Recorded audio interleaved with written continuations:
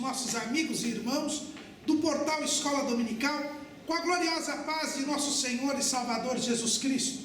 Estamos dando início a mais uma pré-aula, esta ferramenta que o portal Escola Dominical deixa à disposição dos irmãos no início da semana, para que os irmãos possam melhor preparar a sua aula da Escola Bíblica Dominical. Durante a semana, leiam a revista da Escola Dominical, os subsídios que nós colocamos no site do portal Escola Dominical. Assistam a esta pré-aula, assistam também a outras videoaulas. Nós colocamos links de outras videoaulas e de outros textos, outros subsídios durante toda a semana, no Twitter, no Facebook, no LinkedIn do portal Escola Dominical.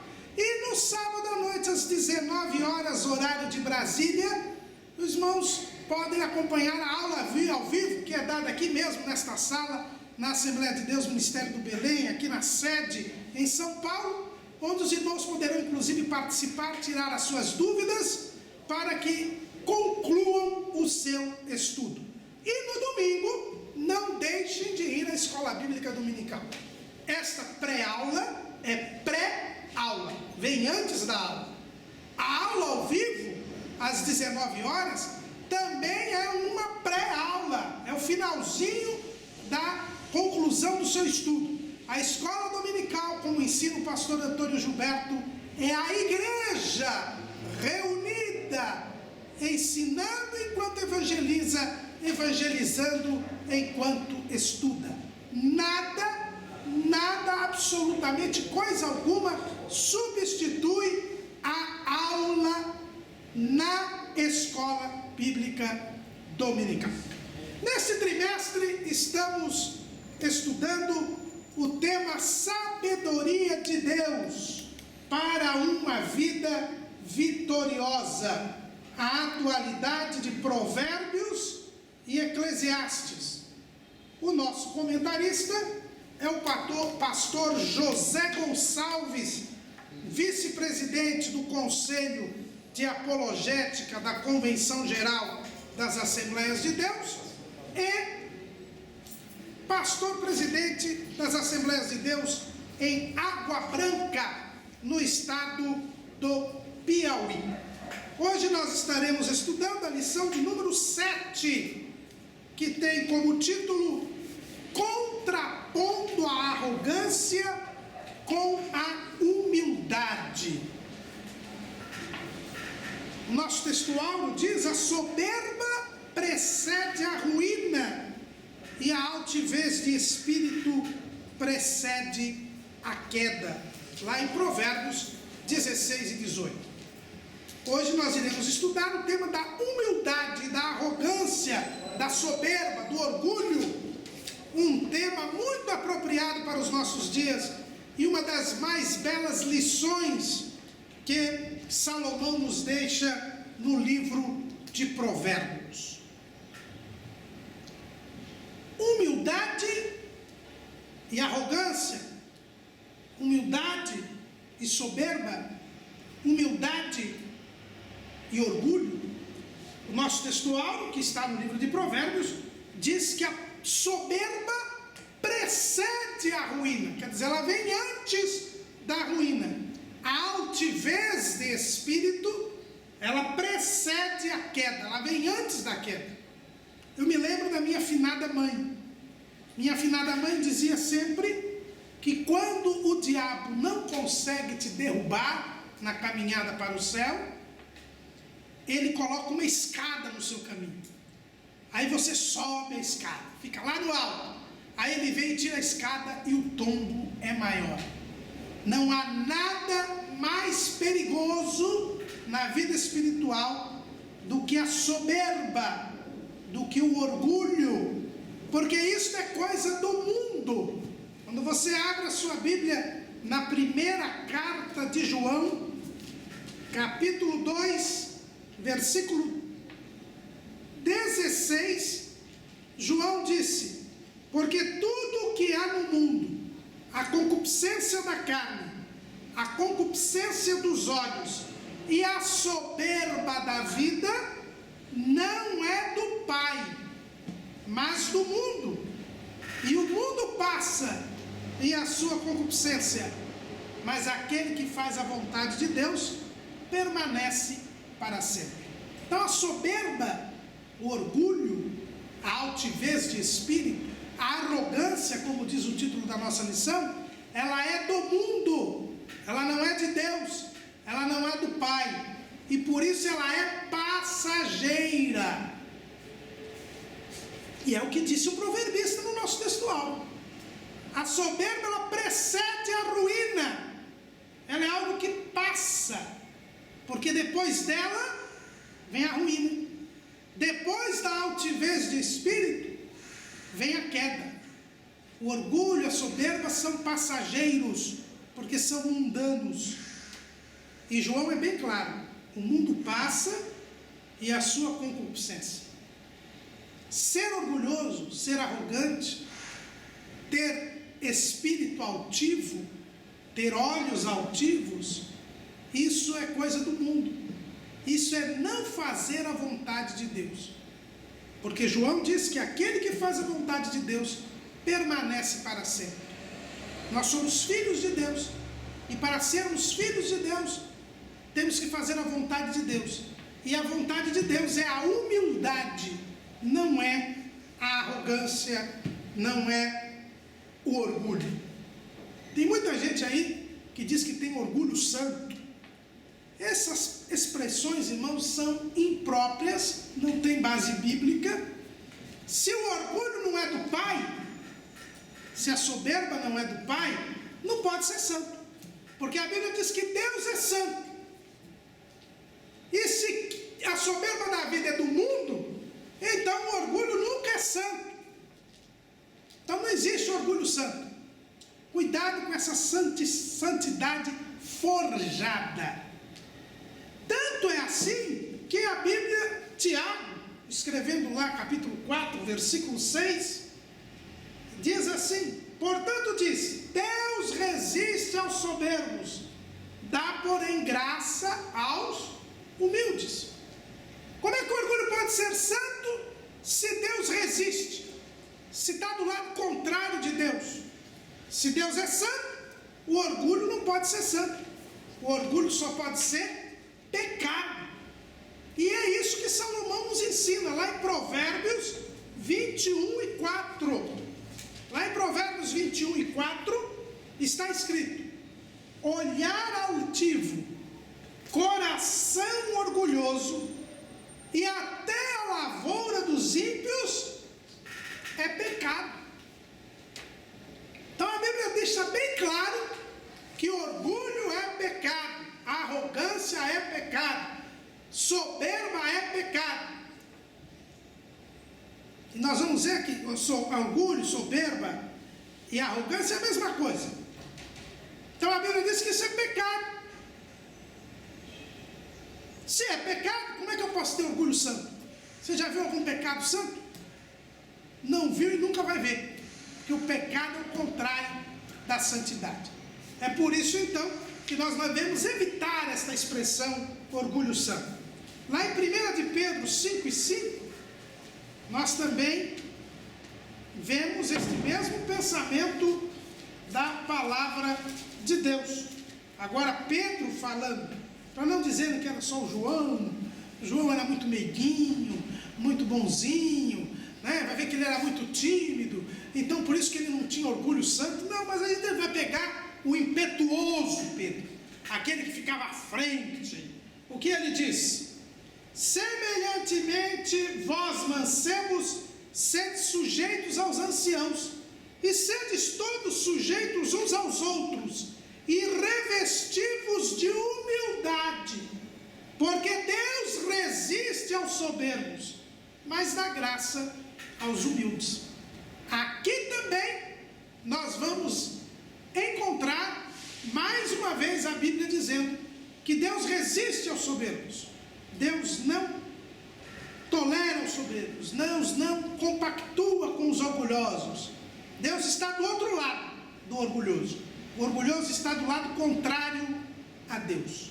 É por isso que a nossa lição diz: contrapondo a arrogância com a humildade. São duas atitudes opostas, duas atitudes contrárias. Mas o que é humildade?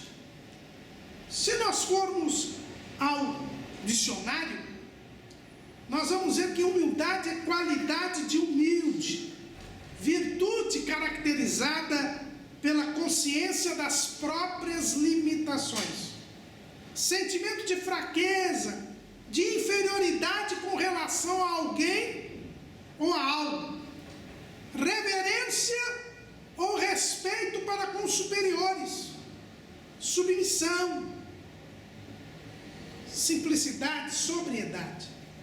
A palavra humildade, em latim, ela tem como origem a raiz que quer dizer terra.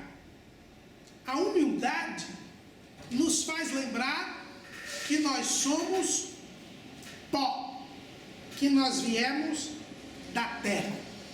É muito importante isso. A humildade, ela é uma posição que o homem assume quando ele tem consciência de que ele é uma criatura. Quando o homem se conscientiza de que ele foi criado por alguém e que ele é inferior a esta pessoa. Por quê? Porque ela é criatura. Se eu sou criatura, existe um Criador. E naturalmente, isso é uma questão de lógica, o Criador é maior do que a criatura. Então, para eu ser humilde, eu preciso, em primeiro lugar, lembrar que eu sou criatura e que existe um Criador, e este Criador é maior do que eu. Quando eu lembro que eu sou criatura, eu lembro que Deus me fez do pó da terra. Está lá em Gênesis, capítulo 2, versículo 7. E formou o Senhor Deus o homem do pó da terra. É por isso que a palavra humildade vem de que quer dizer terra. O homem, para ser humilde, ele precisa lembrar que ele foi criado do pó da terra, que ele é uma criatura, a mais excelente criatura sobre a face da terra. O salmista, no Salmo de número 8, ele nos ensina que o homem foi feito pouco menor do que os anjos. Olha o que diz o salmista, aqui é Davi, no Salmo de número 8. Que é o homem mortal para que te lembres dele? E o filho do homem para que o visites? Contudo, pouco menor o fizeste do que os anjos, e de glória e de honra o coroaste. Então, embora o homem seja a coroa da criação terrena, ele é inferior aos anjos, ele é inferior ao seu Criador, a Deus. Quando o homem tem isso na cabeça, quando ele não se esquece que é uma mera criatura, saída do pó da terra, embora colocado na posição mais elevada da criação terrena, ele sabe que acima dele estão os anjos e está Deus. Ele sabe que acima da terra estão os céus. Então ele é humilde.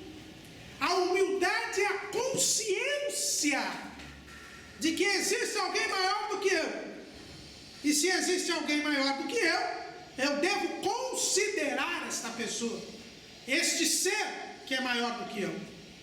E é esta consideração de que há alguém maior do que eu, é este reconhecimento da minha inferioridade que caracteriza a humildade.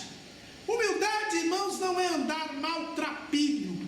Tem algumas pessoas que querem ser humildes, então elas usam uma roupa surrada, elas andam de cabeça baixa e dizem: eu sou humilde, eu sou humilde.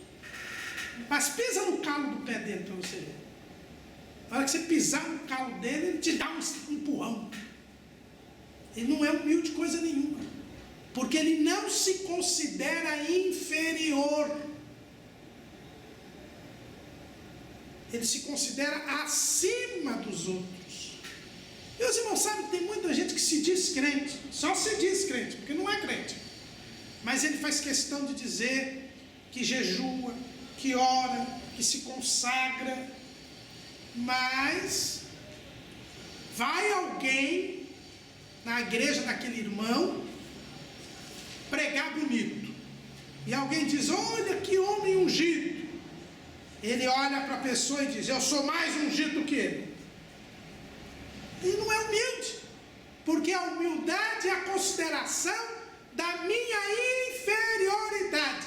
Eu me conscientizo que existe alguém maior do que eu. Isto é ser humilde. Paulo, escrevendo aos Filipenses, no capítulo 2, no versículo 3, ele disse assim: nada façais por contenda ou por vanglória, mas por humildade. E ele explica o que é fazer por humildade. Considerai, cada um considere os outros superiores a si mesmo. Humildade também não é complexo de inferioridade. Complexo de inferioridade é a pessoa achar que ela é a pior de todas, que ela não presta, que ela não tem condição, que todo mundo é melhor do que ela. Isso é complexo de inferioridade. Humildade é a convicção de que os outros são superiores a você, de que existem pessoas superiores a você. Existem pessoas superiores a você. Isto é ser humilde. A proposta de Deus para o homem é a humildade. Quando nós abrimos a Bíblia lá em Gênesis, capítulo 2, versículo 15 até o 17, nós encontramos a proposta de Deus para a humanidade. É a proposta da humildade. E tomou o Senhor Deus o homem e o pôs no jardim do Éden para o lavrar e o guardar. E ordenou o Senhor Deus ao homem, dizendo: de toda árvore do jardim comerás livremente, mas da árvore da ciência do bem e do mal, dela não comerás, porque no dia em que dela comeres, certamente morrerás. Então, os irmãos percebam que Deus pegou o homem e o pôs no jardim, e deu 3 ordens ao homem. Primeira ordem: lavre o jardim. Segunda ordem: guarde o jardim. Terceira ordem: não coma da árvore da ciência do bem e do mal. Então Deus mostrou que ele era superior ao homem. E disse: olha, você é inferior. Eu te pus no jardim, mas quem fez o jardim fui eu. Eu quero que você lavre o jardim, mas quem fez o jardim sou eu. Fui eu. Eu quero que você guarde o jardim, mas quem fez o jardim fui eu. E como eu fiz o jardim, essa árvore aqui você não pode comer dela. Pode comer de todas as árvores, mas dessa não. Eu estou no controle da situação. Eu sou o Senhor. Eu sou o Criador. E você será feliz e viverá. Você terá vida se você ficar no seu lugar. A proposta de Deus foi a humildade. Todo dia eu vou vir aqui te ensinar, porque você precisa aprender comigo. Você é inteligente, você está acima de todos os outros seres terrenos, mas você precisa aprender de mim. E você precisa me obedecer.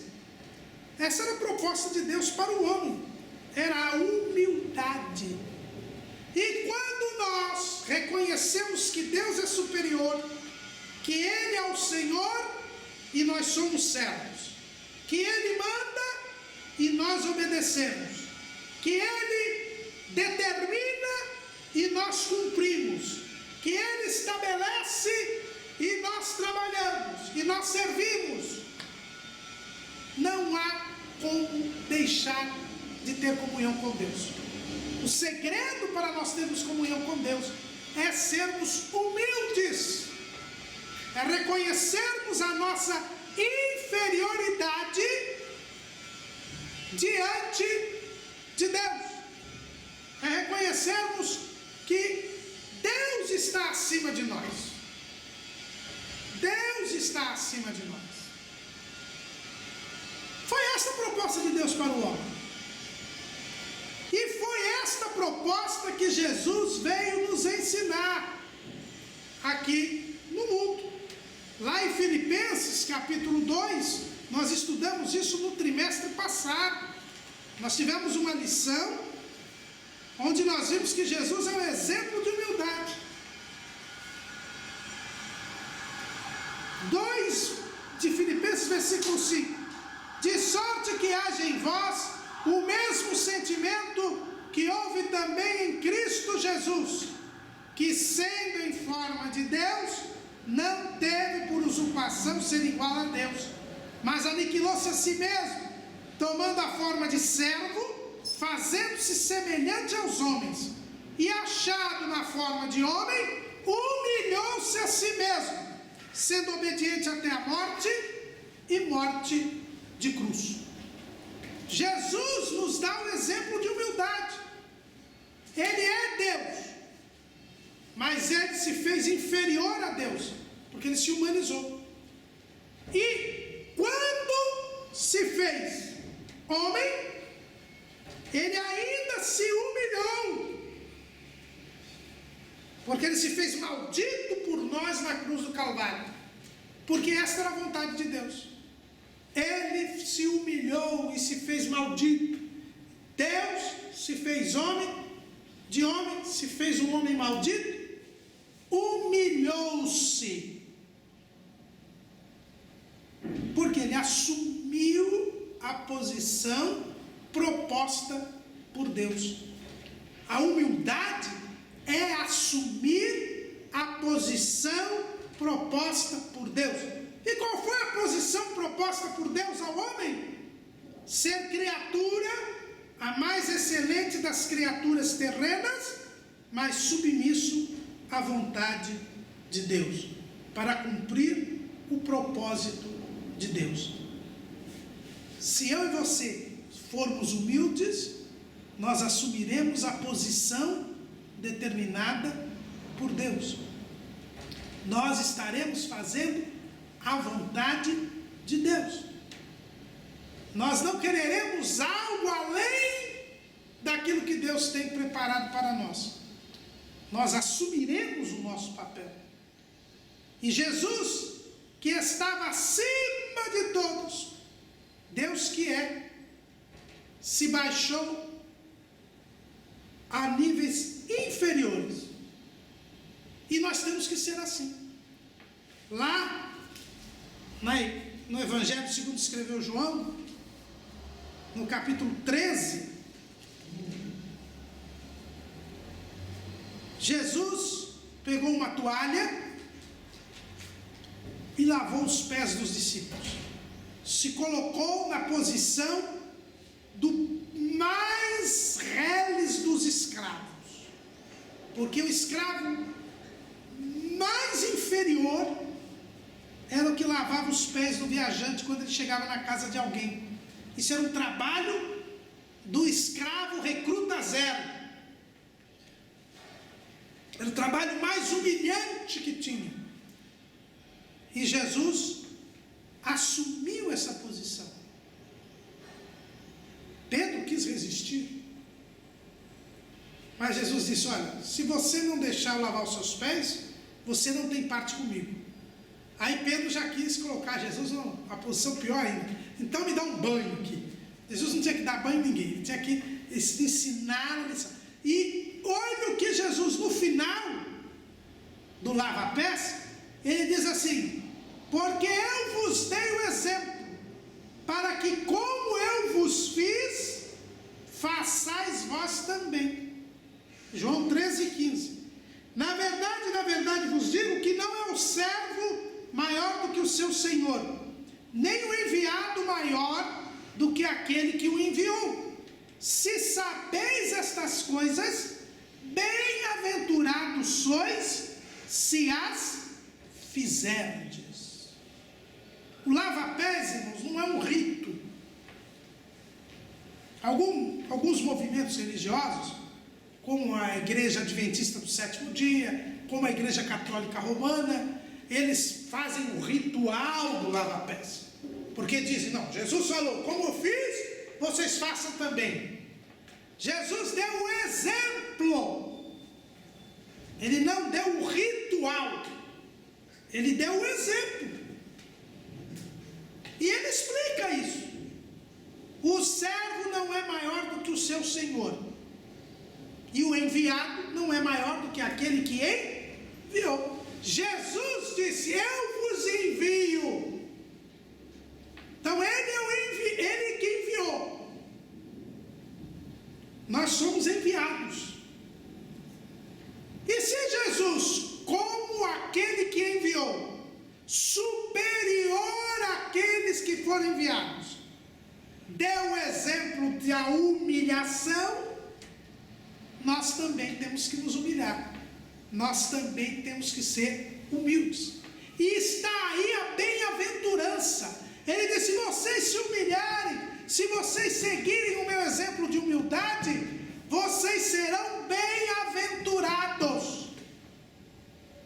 E o que Jesus disse não era novidade, porque Salomão também diz que a humildade é uma bem-aventurança.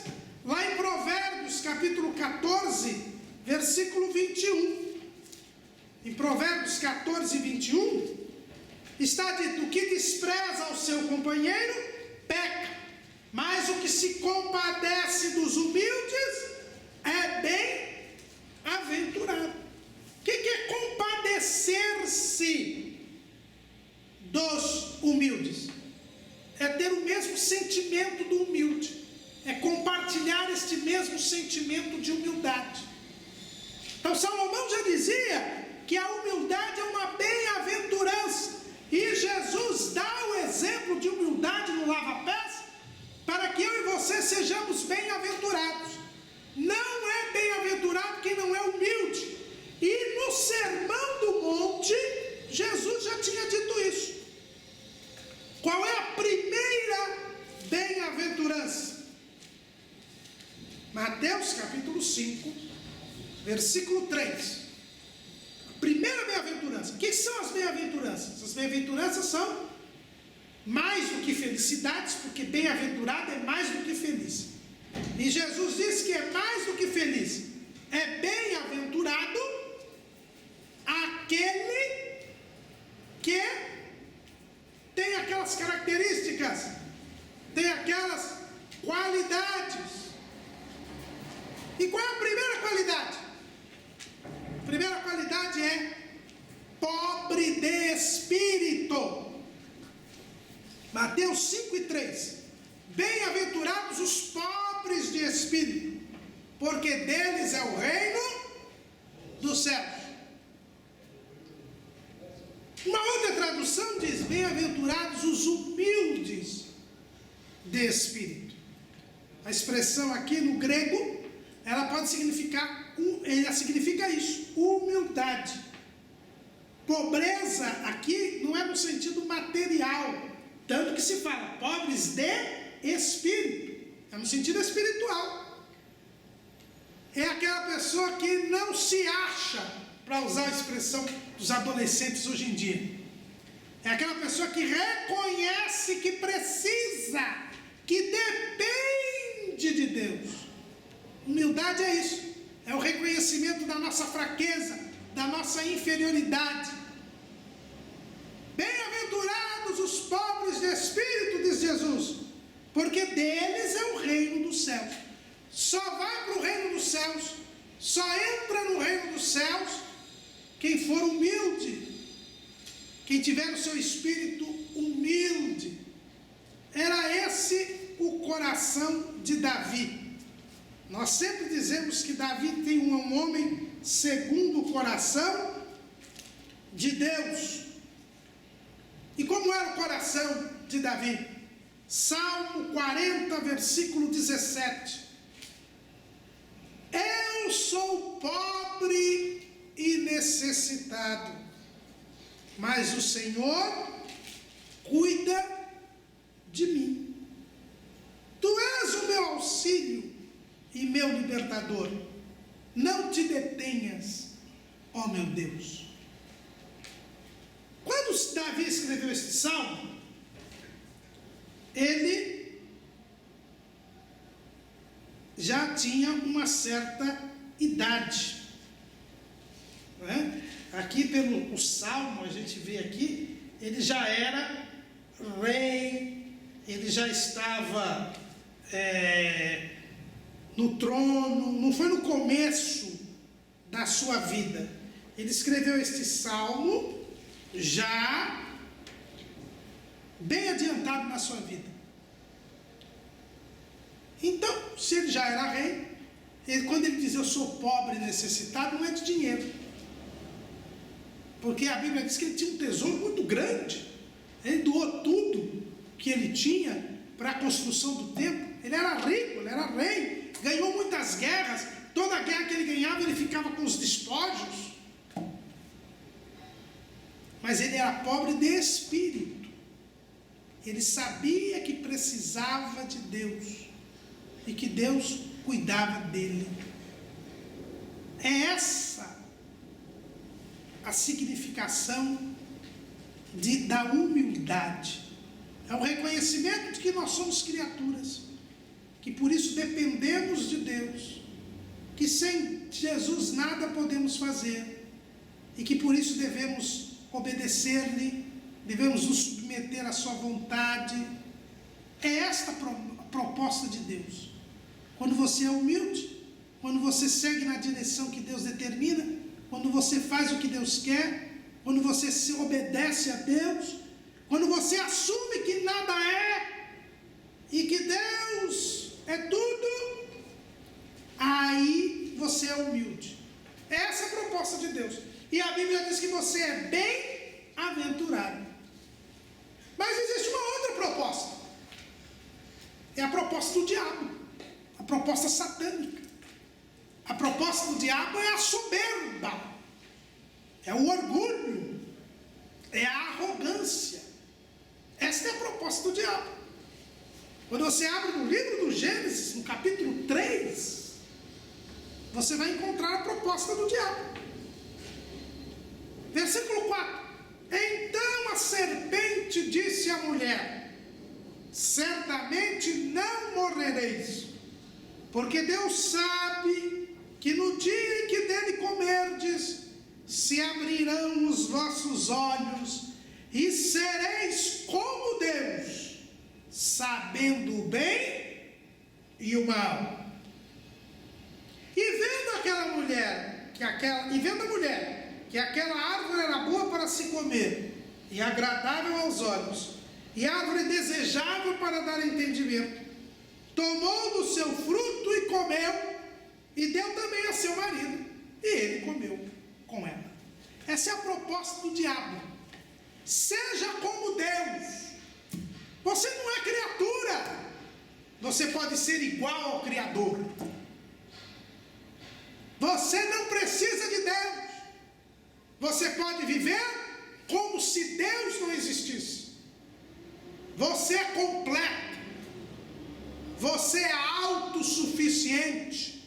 Você não precisa de ninguém. Para usar uma expressão aí também da juventude dos dias de hoje, você é o cara. Pronto.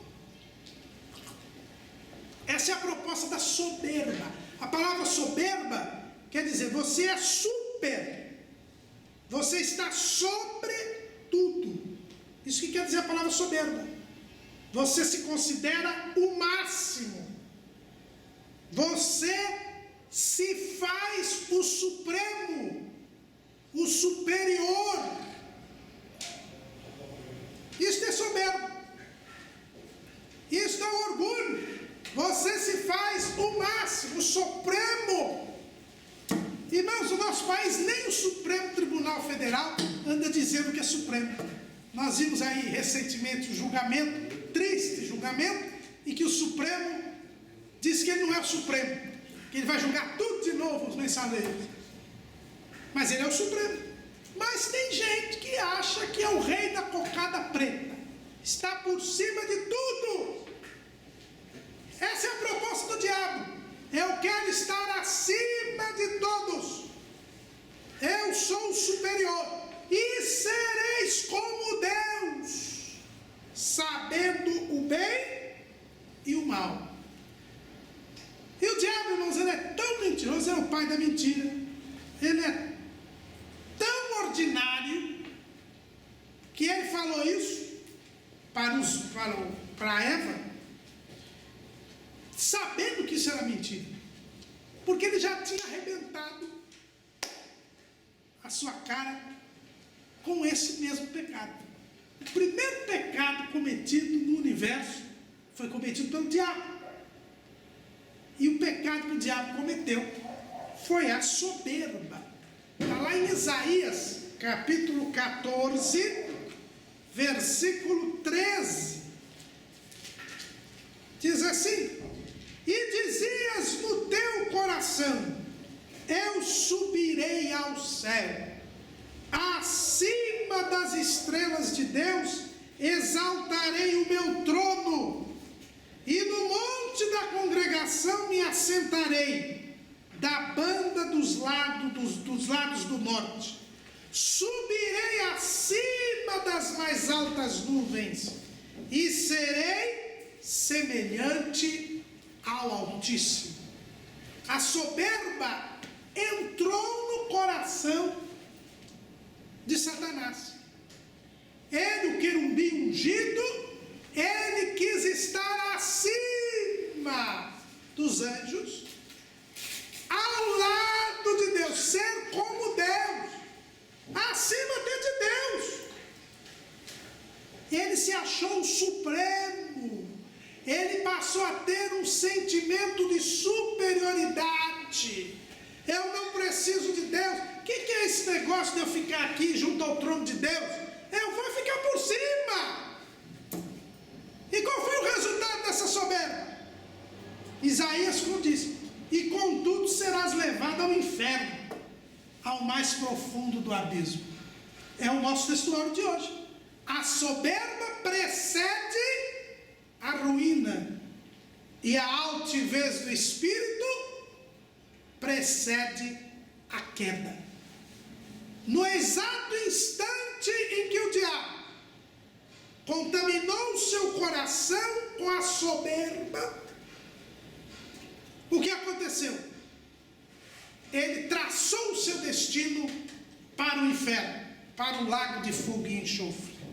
E como ensinava o saudoso pastor Severino Pedro da Silva, dali para frente o diabo só está caindo.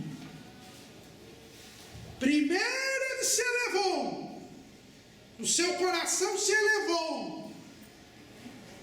A soberba é se achar como Deus, é deixar Deus de lado, é se achar superior a Deus, é não querer se submeter a Deus, é não aceitar que Deus está acima dele.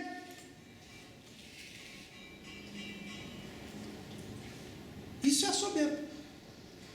E dali para frente, qual foi o caminho do diabo?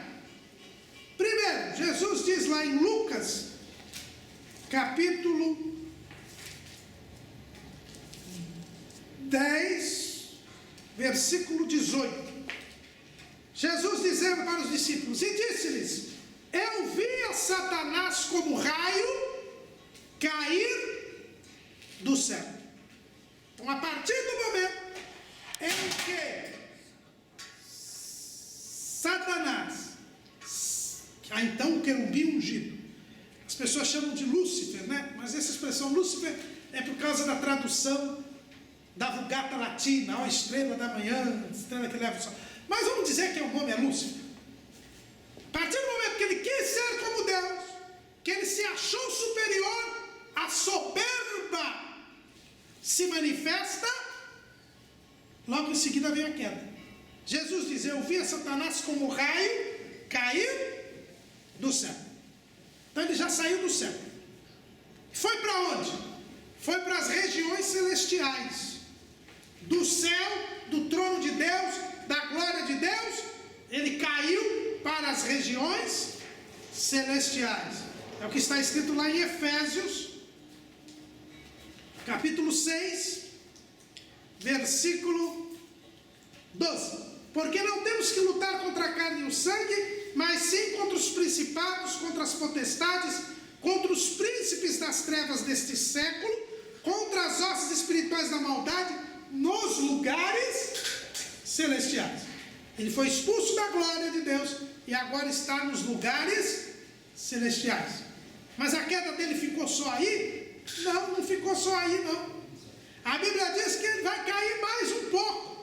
Lá no livro do Apocalipse, capítulo 12, e diz assim, versículo 3: E viu-se outro sinal no céu, e eis que era um grande dragão vermelho, que tinha 7 cabeças e 10 chifres, e sobre as suas cabeças 7 diademas. E a sua cauda levou após si a terça parte das estrelas do céu, e lançou-a sobre a terra. E o dragão parou diante da mulher que havia de dar à luz, para que, dando ela a luz, lhe tragasse o filho. Versículo 7. E houve batalha no céu. Miguel e os seus anjos batalhavam contra o dragão, e batalhava o dragão e os seus anjos, mas não prevaleceram, nem mais o seu lugar se achou nos céus. E foi precipitado o grande dragão, a antiga serpente chamada Diabo e Satanás, que engana todo mundo. Ele foi precipitado na terra, e os seus anjos foram lançados com ele.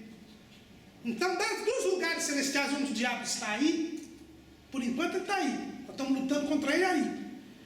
Mas a Bíblia diz que ele vai haver um momento em que Miguel e os seus anjos expulsarão o diabo de lá, dos lugares celestiais, e ele vai ficar confinado aqui na terra. Isso acontecerá no período da grande tribulação. Então, da glória, ele cai para as regiões celestiais, das regiões celestiais, ele cai para a terra. E para por aí? Não para por aí. Apocalipse capítulo 20. E vi descer do céu um anjo que tinha a chave do abismo e uma grande cadeia na sua mão.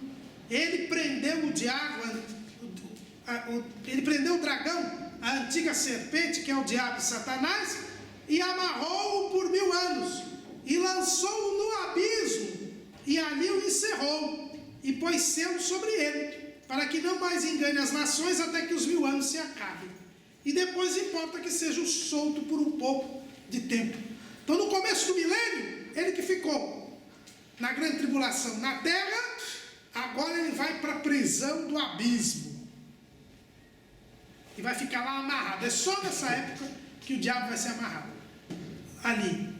1000 anos. Depois ele vai ser solto. Volta para a terra. Engana por fim a geração do milênio. E depois? Aí ele vai para o lugar que já está preparado para ele. Apocalipse 20 e 10. E o diabo que os enganava foi lançado no lago de fogo e enxofre, onde está a besta e o falso profeta, e de dia e de noite serão atormentados para todo o sempre. E aí ele chega, onde a gente leu lá em Isaías, aí ele chega ao inferno, no lago de fogo e enxofre. Por que uma queda tão grande, da glória para o lago de fogo e enxofre? Por causa da soberba. Como ele se ensoberbeceu, ele caiu.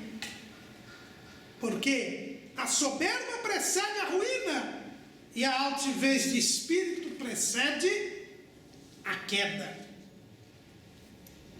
É a queda, irmãos. Não há como escaparmos da queda.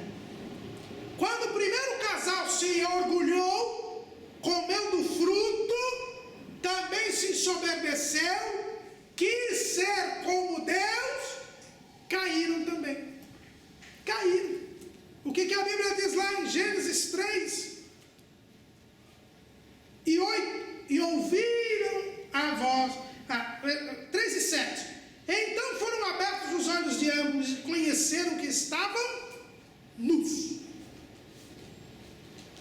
eles viram que estavam nus. E já se sentiram nus, já se sentiram mal. Cozeram lá uns aventais de folhas de figueira, e quando Deus se apresentou na viração do dia, eles já se esconderam da presença de Deus. Olha como eles já tinham caído. Eles perderam a comunhão com Deus, eles perderam a comunhão que tinham entre si, eles perderam a dignidade que tinham e acabaram perdendo o contato com Deus. O Senhor Deus os lançou fora do jardim do Éden para lavrar a terra de que fora tomada. Então houve uma queda. Eles perderam a comunhão com Deus, eles perderam a posição que tinham de criaturas terrenas excelentes acima de todas as outras criaturas. A natureza passou a lhes fazer desafio, porque eles se ensoberbeceram. E a soberba precede a ruína, a altivez de espírito precede a queda. Eles caíram. E Deus ainda disse: vocês vão morrer para lembrar que vocês são pó. E já que vocês são pó, ao pó vocês tornarão. É por isso que Salomão, escrevendo no livro de Eclesiastes, ele diz que é melhor estar na casa onde há luto do que na casa onde há banquete. Porque na casa onde há luto, nós lembramos que somos pó e podemos nos tornar humildes e assim alcançar a bem-aventurança. Na casa do banquete, normalmente a gente se acha o máximo. Nós nos tornamos presa fácil da soberba, do orgulho, e isso pode nos levar para o mesmo caminho que o diabo está indo. A humildade nos faz entrar no céu, o orgulho nos torna candidatos ao inferno. O caminho da soberba leva ao inferno. Está levando o diabo, e quem seguiu o conselho dele vai junto. A Bíblia diz que o inferno, o lago de fogo, foi preparado para o diabo e os seus anjos. Agora, quem for soberbo também irá para lá. Quando Salomão fala no livro de Provérbios a respeito da humildade, isso tudo tem a ver com a sabedoria. Nós já vimos ao longo dessas lições que Salomão escreveu o livro de Provérbios inspirado pelo Espírito Santo para transmitir a sabedoria que Deus lhe havia dado, para que nós pudéssemos ser sábios assim como ele foi sábio. O Espírito Santo inspirou Salomão a escrever o livro de Provérbios para que aquela sabedoria que ele recebeu de Deus, nós também possamos receber, aprendendo com Deus. Deus deu direto para Salomão, mas como Salomão não era egoísta, Deus o inspirou para que ele deixasse registrado esse manual, para que eu e você aprendamos a ser sábios também. Agora, para ser sábio é preciso ser humilde. O próprio Salomão escreveu isso, Provérbios 11:2. Vindo a soberba, virá também a afronta, mas com os humildes está a sabedoria. Para que eu seja sábio, eu preciso ser humilde. Não é possível ser sábio sem ser humilde. Por quê? Porque eu só vou ser sábio se eu ouvir a voz de Deus. Nós já vimos isso em outras lições. A sabedoria, ela depende de nós ouvirmos a voz de Deus. Só pode ser sábio quem quer aprender, e só aprende quem sabe que não sabe nada. É muito conhecida a frase do filósofo grego Sócrates: só sei que nada sei. Aliás, a palavra filosofia quer dizer amigo da sabedoria. O filósofo, ele não se acha sábio. Ele é amigo da sabedoria. Porque ele não sabe. Irmão, se eu não tiver a consciência que eu não sei, eu nunca vou aprender. Se eu acho que eu sei tudo, eu não aprendo com ninguém. Existe um episódio lá de um monge zen budista. Não fiquem assim escandalizados, né? Mas é um exemplo assim bem certo disso. Existia um monge japonês que viveu no século XIX chamado Nan-in. Era considerado um grande sábio no Japão.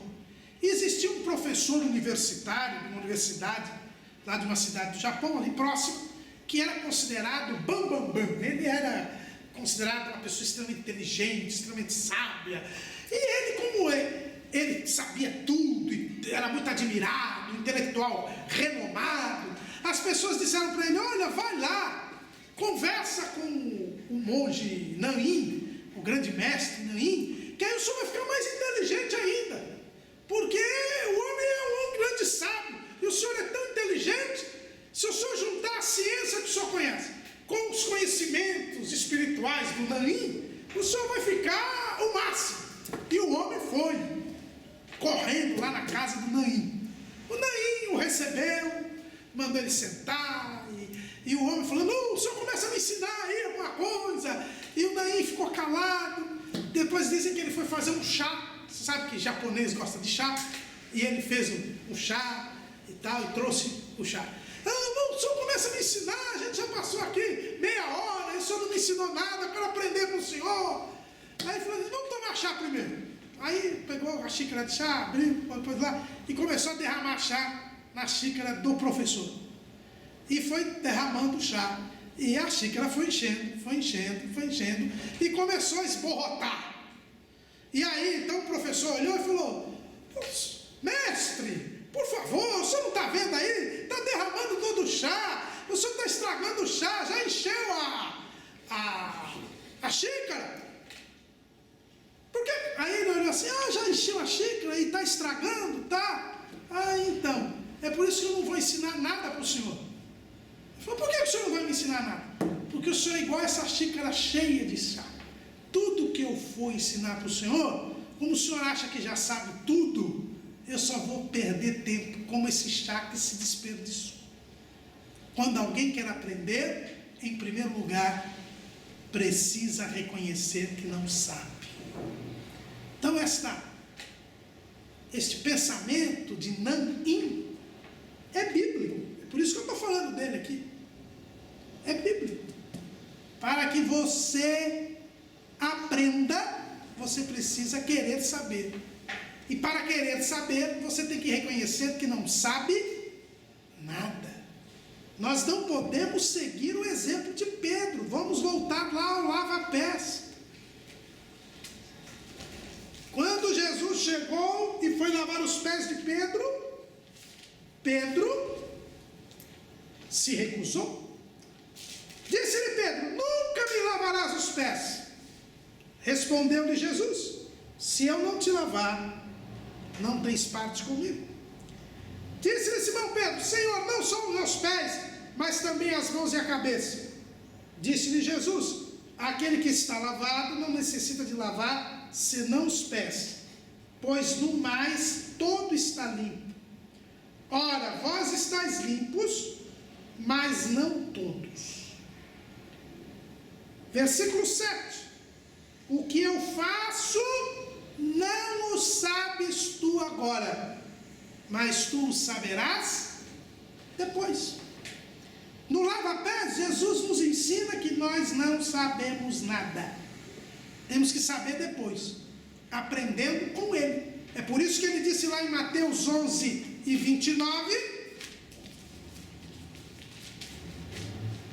tomai sobre vós o meu jugo e aprendei de mim, que sou manso e humilde de coração, e encontrareis descanso para as vossas almas. O humilde quer aprender, mas ele quer aprender porque reconhece que não sabe. Não é como aquele professor japonês. que acha que sabe tudo. Por isso, com os humildes está a sabedoria. Eu só vou aprender de Jesus se eu reconhecer que eu não sei. Agora eu não sei. Vou saber depois, mas agora eu não sei. Quando você reconhece de coração que agora você não sabe, você será sábio. Você poderá começar a ter sabedoria. Por quê? Porque o próprio Salomão disse lá em Provérbios, capítulo 9, versículo 10: o temor do Senhor é o princípio da sabedoria, e a ciência do santo, a prudência. O princípio da sabedoria está em temer a Deus. E o que é temer a Deus? Reconhecer que Deus é superior. Temer a Deus não é ter medo de Deus, é reconhecer que Deus é superior. Por isso eu devo respeitá-lo, por isso eu devo considerá-lo, por isso eu devo obedecer-lhe. Então, se Deus é superior, eu sou humilde, eu reconheço a minha inferioridade. Então, o começo da sabedoria está na humildade. Não há como ser sábio sem ser humilde. É por isso que Salomão trata desse assunto da humildade no livro de Provérbios, porque ele está falando de como nós devemos ser sábios, como nós devemos alcançar a sabedoria. E a porta de entrada da sabedoria é a humildade. Lá em Provérbios 15 e 33, diz Salomão: o temor do Senhor é a instrução da sabedoria, e diante da honra vai a humildade. A humildade, ela tem que vir primeiro, depois vem a honra. É o que aconteceu com Jesus, e ele é o caminho. Não há outro exemplo, não há outras pisadas que nós devemos seguir. Primeiro Jesus se humilhou até a morte e morte de cruz, e aí ele foi honrado.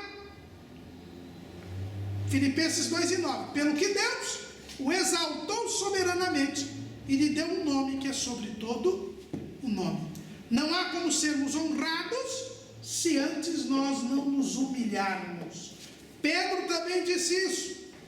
Pedro aprendeu bem a lição do lava-pés. Lá em 1 de Pedro 5 e 6, ele diz: humilhai-vos, pois, debaixo da potente mão de Deus, para que a seu tempo vos exalte. Adiante da honra vai a humildade. A humildade vai primeiro, depois é que vem a honra. Quando nós admitimos que não sabemos agora, aí nós começamos a ser sábios. E não há tempo para terminar este conhecimento. Provérbios 9:9 diz assim: dá instrução ao sábio e ele se fará mais sábio. Ensina ao justo e ele crescerá em entendimento. Não existe limite para a sabedoria. Não existe um limite para o conhecimento. Sempre nós temos de aprender com Jesus. Sempre. Agora nós não sabemos, mas saberemos depois. E quando chego depois, agora eu também não sei. E haverá um depois. E é sempre assim, porque a sabedoria nunca acaba. Deus é infinito, é ilimitado, e nós devemos ser humildes. Aquela xícara do Naim esborrotou, porque tinha um limite. Mas a sabedoria de Deus é uma xícara sem fundo. Você vai indo, vai indo, vai indo, e você fica admirado ao saber a profundidade dela. Foi o que Paulo deixou escrito lá em Romanos capítulo 11, versículo 33. Ó profundidade das riquezas, tanto da sabedoria como da ciência de Deus. Quão insondáveis são os teus juízos, e quão inescrutáveis os seus caminhos. Porque quem compreendeu o intento do Senhor? Ou quem foi seu conselheiro? Ou quem lhe deu primeiro a ele para que lhe seja recompensado? Porque dele, por ele, para ele são todas as coisas, glória, pois, a ele eternamente. Em Provérbios 18 e 12, Salomão também diz o seguinte: antes de ser quebrantado, eleva-se o coração do homem, e diante da honra vai a humildade. Aqui também nós vemos bem isso. Para você ser honrado, para você ser exaltado por Deus, nós temos de nos humilhar primeiro. Essa é a questão. Nós temos de nos humilhar primeiro para sermos exaltados por Deus. Agora, se o seu coração se eleva, você vai ser quebrado. Lembre-se do que o diabo diz. E quando eu falei dessas riquezas da sabedoria e da ciência de Deus, que Paulo fala, ele também diz lá em Provérbios 22:4: o galardão da humildade e o temor do Senhor são riquezas e honra e vida. Qual é a recompensa da humildade? Qual é o prêmio da humildade? Riquezas, honra e vida. Não pensa que é dinheiro. Essas riquezas são as riquezas da sabedoria e da ciência de Deus. São as bênçãos espirituais. É o conhecimento do santo. A honra e a vida. Por isso que quem é humilde vai entrar no céu. Ele já desfruta das bênçãos espirituais aqui. Ele já é imerso nas riquezas profundas da ciência e da sabedoria de Deus. A seu tempo Deus o exaltará lá no tribunal de Cristo, e ele terá vida eterna com o Senhor. Eternamente estará na glória. É o caminho contrário do diabo. O diabo estava na glória e vai para o inferno. O homem humilde aprende com Deus, desfruta da profundidade da glória de Deus, já tem acesso à glória de Deus aqui, será arrebatado pelo Senhor nas nuvens, entrará com o Rei da Glória nos céus e estará à direita do Pai no trono de Cristo para todo sempre. Estaremos lá na glória de Deus. O lugar que o diabo desprezou pela soberba, nós iremos alcançar pela humildade. Também nós devemos verificar que Deus detesta, resiste, como nós vimos, os soberbos. E o verdadeiro Senhor, o verdadeiro servo de Deus, ele tem que ter o mesmo sentimento do Senhor. E qual é o sentimento de Jesus? Está lá em Provérbios 8:13, que diz assim: o temor do Senhor é aborrecer o mal. Então quem teme a Deus odeia o mal. E o que é o mal? Salomão explica: a soberba, a arrogância, o mau caminho e a boca perversa aborreço. O que é o mal? Se essas 4 coisas se reduz o mal. Soberba é a primeira coisa. Por isso que Agostinho dizia que a soberba é o primeiro dos pecados, é o gerador dos pecados, porque foi o primeiro pecado cometido. Soberba é mal. Arrogância, mas o senhor não disse que soberba e arrogância é a mesma coisa? É a mesma coisa, mas existe uma matiz aí, né? Os senhores sabem que as palavras são sinônimas imperfeitas, quer dizer, elas têm quase sempre o mesmo significado. Arrogância, a palavra arrogância quer dizer aquele que se atribui direitos que não tem, aquele que se atribui posição que não tem. Isso quer dizer a palavra arrogância, é chamar para si o que não é seu, assumir uma posição que não é a sua. E sereis como Deus, subirei acima do Altíssimo. Isso é arrogância. Então como é que fica, irmãos, esses crentes que dizem assim: Deus é obrigado a fazer porque eu tenho direitos, Deus prometeu, eu não tenho nada a ver. Ele podia não ter prometido, mas já que ele prometeu, eu tenho direito, eu tenho que requerer de Deus.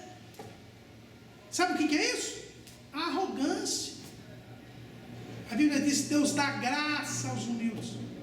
Graça é favor não merecido. Quando eu acho que mereço algo, eu sou arrogante. E a Bíblia diz que a arrogância é o mal. O temor do Senhor é aborrecer o mal. Soberba, arrogância, mau caminho. A soberba e a arrogância te levam para o mau caminho. É o caminho do inferno. Um caminho que leva à perdição. E a boca perversa? Sobre a boca perversa nós já falamos na lição de número 5. Nós já vimos aqui também que o olhar altivo e o coração orgulhoso é pecado. Por isso que a Bíblia diz que é mal, porque é pecado. Nós já lemos, não vamos ler de novo, Provérbios 21 e 4. Irmãos, a soberba leva à queda. Eu escrevi até aqui no esboço que é a antessala da ruína, da queda. Nós já vimos aí a sequência do diabo e nós já percebemos que é de queda mesmo. O próprio Salomão, escrevendo lá em Provérbios 29 e 23, diz assim: a soberba do homem o abaterá, mas o humilde de espírito obterá honra. Não tem jeito. O diabo caiu da glória e vai para o inferno. E todas as pessoas soberbas que você encontra na Bíblia, você vê que eles se dão mal, porque é um mau caminho, é o caminho da perdição. E às vezes a soberba é tão grande que até Deus diretamente atua. Às vezes Deus não precisa atuar. Muitas vezes a sua soberba, o seu orgulho faz você mesmo cair. Mas às vezes chega a um patamar tão grande de soberba que Deus mesmo age diretamente. Nós temos alguns exemplos aqui na Bíblia. Tem o caso de Satanás, que Deus agiu diretamente, o expulsando do céu. Tem o caso de Nabucodonosor. Ele foi avisado. Ele teve um sonho. Daniel interpretou o sonho, avisou para o rei o que era. Mas um ano depois, Nabucodonosor esqueceu tudo isso. Olhou do jardim suspenso na Babilônia, olhou e disse: esta é a minha Babilônia. Na mesma hora, Deus agiu direto. Como dizia o saudoso pastor Walter Marques de Mello, ele teve que comer capim e ser molhado pelo orvalho do céu. 7 anos Nabucodonosor ficou como um animal, comendo capim. E depois ele mesmo disse, não estou falando, fazendo mau juízo do Nabucodonosor, foi ele mesmo quem disse, para ele aprender que existe um Deus no céu. A soberba dele era tão grande que precisou de uma ração de capim de 7 anos. Irmão, cuidado. Cuidado, tem muita gente, tem muito crente aí comendo capim para aprender que Deus é Deus e que Ele não manda nada e tem que servir a Deus. Herodes Agripa primeiro foi outro que Deus atuou diretamente. Fez um belo discurso depois de uma grande jogada política e fez um discurso e o povo, voz de Deus e voz, não voz do homem. E ele assumiu aquilo, arrogou para si um direito, uma posição que não era dele. E a Bíblia diz que ele morreu comido de bicho. E ainda tem mais 2 personagens que são tão arrogantes, tão soberbos, irão se fazer de Deus, que Deus vai lançá-los direto no inferno e antes do diabo, que é o anticristo e o falso profeta. O anticristo e o falso profeta, eles serão lançados direto, vivos, no lago de fogo e enxofre, por causa da sua soberba. Um vai fazer descer fogo do céu, o falso profeta, e vai se achar o dono do poder. E o outro vai ser adorado como Deus, no templo de Deus, no lugar de Deus. E isto é tão forte que o próprio Jesus vai lançá-los direto, vivos, no lago de fogo e enxofre. Cuidado, muito cuidado com isso. E para nós terminarmos, a Bíblia garante que o soberbo, ele não vai ficar sem punição. Provérbios 16:5 nos diz assim: abominação é para o Senhor todo o altivo de coração. Você quer virar uma abominação para Deus? Como o anticristo, como o falso profeta, como a Agripa I? Que esses não tiveram nem chance. Nabucodonosor ainda teve uma chance, mas esses não tiveram nem chance. A Bíblia diz que é abominação para o Senhor todo o altivo de coração. Ainda que ele junte mão a mão, não ficará impune. No Supremo Tribunal Federal, o criminoso pode escapar, mas de Deus ninguém escapa. Se você for soberbo, você não ficará impune.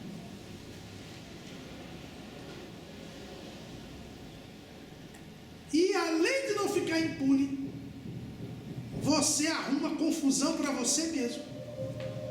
Os seus próprios relacionamentos humanos são perturbados por causa da soberba. Além de você ficar contra Deus, os próximos ainda ficam contra você. Lá em Provérbios, capítulo 13, versículo 10, diz: da soberba só provém a contenda, mas com os que se aconselham se acha a sabedoria. Da soberba só provém a contenda. Tem muita gente hoje que tem um monte de inimigo. Por que será? Porque foi soberbo, porque foi orgulhoso. A soberba, o orgulho, traz as pessoas contra você. A humildade, por contrário, te traz amigos, a começar do próprio Deus. Que Deus possa nos abençoar, meus irmãos, e que depois desta aula, eu e você vamos rever os nossos conceitos, porque nós vivemos numa geração hoje que Agur descreveu. A nossa geração de hoje, a geração da pós-modernidade, foi descrita lá por Agur em Provérbios 30 e 13. Há uma geração cujos olhos são altivos e cujas pálpebras são levantadas para cima. Eu diria, a geração do nariz empinado. Paulo diz que é a nossa geração.